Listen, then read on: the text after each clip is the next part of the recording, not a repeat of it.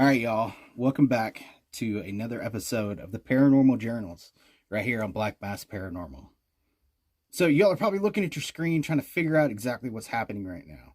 And I've spent some time trying to get all my angles right and get the lighting and everything else and this mirror so I could actually record this video through the mirror. Now, why is this mirror important? Well, this mirror is a part of a video that I had done with John and Josh called Demon in the Mirror.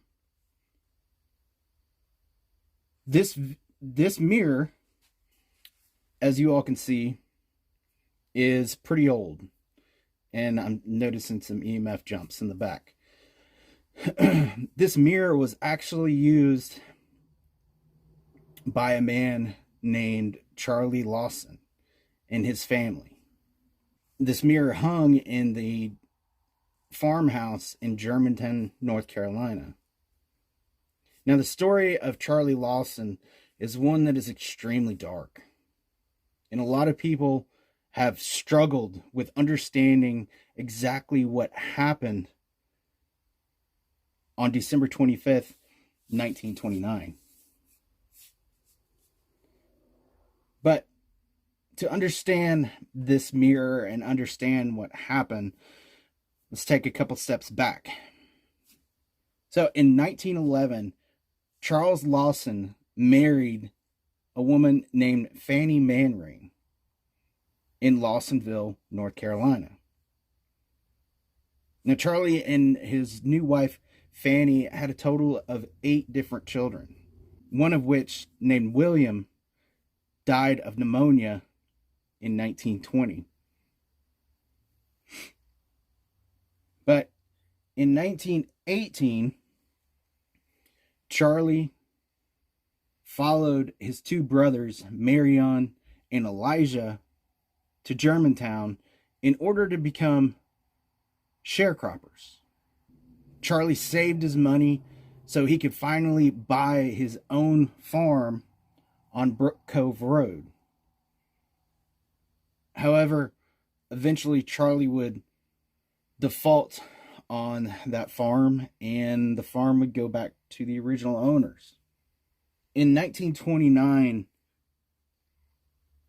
days prior to Christmas, Charlie arranged for his family to go into town to purchase Christmas presents, new clothes, and have a family portrait done.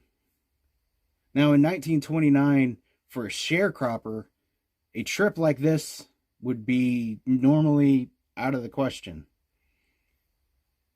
And a lot of people feel as though because Charlie decided that he was going to have a family portrait made, that this crime that he committed was premeditated. Now, there's a lot of speculation on the reasons why Charlie did what he did.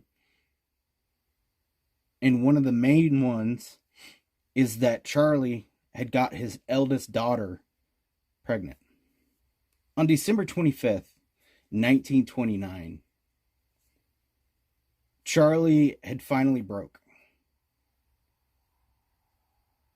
The family had initially planned to go rabbit hunting on Christmas, which is a pretty common thing to do for us Southerners.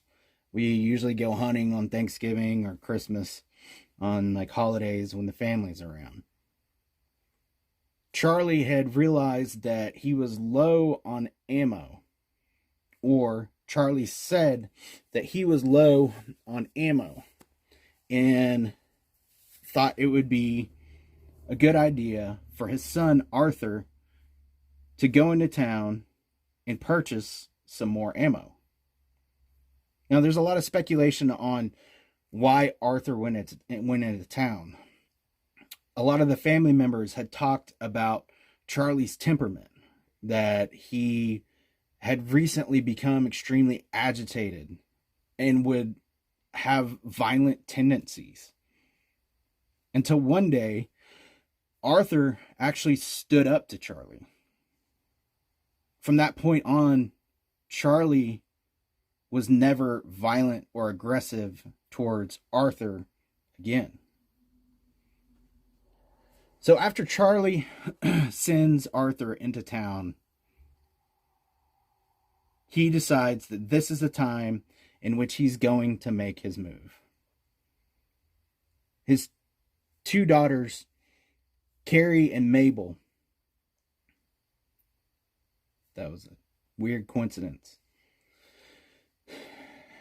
His two daughters, Carrie and Mabel, were walking past the barn. Charlie had hidden himself behind the barn and was waiting for the girls to approach. Charlie jumps out and he shoots his child and attempts to shoot the other one when his gun had jammed. He then drags the girls into the barn where he proceeded to bludgeon them to death. After he executed the two little girls, he placed a rock behind their head and crossed their arms.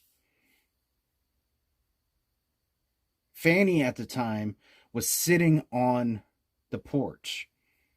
Whether or not she was sitting or she was standing, there's some accounts that says that she was holding firewood. There's some saying that she was sitting in a rocking chair. But either way, she had heard the gunfire, but didn't think a whole lot about it. Because it's North Carolina and gunfire is pretty normal in this area. Because there's so many people shooting rabbits and deer and whatnot.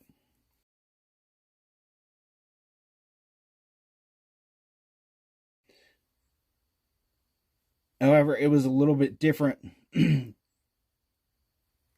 However, the situation quickly changed when she saw Charlie walking towards her with a rifle in his hand. He then decides to shoot his wife in the back as she's attempting to run inside to warn the others. Now, inside of the house are the remaining children, including his eldest daughter and a couple of the kids from down the road. Charlie proceeded to shoot his eldest daughter, Marie, through the back. They said that Marie's execution was particularly gruesome because the gunshot actually created a hole through her body, and that her face had actually been removed and ended up in the fire. The rest of the children tried to get away. However, Charlie proceeds in executing the remainder of his own children. The neighbor kids managed to get away. They run to the house and they try to explain what happened. In later accounts, the neighbor child named AP tries to describe what had happened. And during that time, the family attempted to dismiss his accounts. They tried to say that what he said he saw couldn't have happened, that this was otherworldly. Now, with this mirror, I have had a lot of paranormal experiences. When I first took in this mirror, I didn't really think much about it. I received it from a friend who had the mirror he had received the mirror that was passed down. Somehow he ended up with this mirror. This was the mirror that was inside of the Lawson home when this tragedy had happened. He had attempted to get the mirror reframed in an attempt to maybe, I don't know, make the situation a little bit better. But he described hearing voices around this mirror, hearing footsteps, and seeing shadowy figures. Since me taking possession of this mirror, I've had to actually remove the mirror from my home and keep it in a building away from my house. Now, in this building, I've never had a rodent problem. I've never had a reptile problem until I put this mirror in that building. Then I started having issues with snakes. Now, I don't really understand why I would be having these issues with snakes. In the paranormal world, this isn't a common occurrence. Hanging outside right next to when the I mirror. did CreepyCon, I was telling somebody the story about the mirror and said that it had attracted snakes. At this time, we were inside a building during an event. It's a mirror Random attracts snakes. I look over and I see a man holding snakes. He's standing in front of this mirror, but his back is turned. He doesn't read anything about it. He doesn't even acknowledge the mirror. He doesn't understand why he's stopped there. Now, the look on the people's face was just unbelievable, because they knew that there is no possible way that I could have planned that I could have arranged that, or anything. Since then, I've had nothing but problems dealing with this mirror in my possession. Now, a lot of people would say, just get rid of the mirror. Well, the idea of me passing this on to somebody else it bothers me.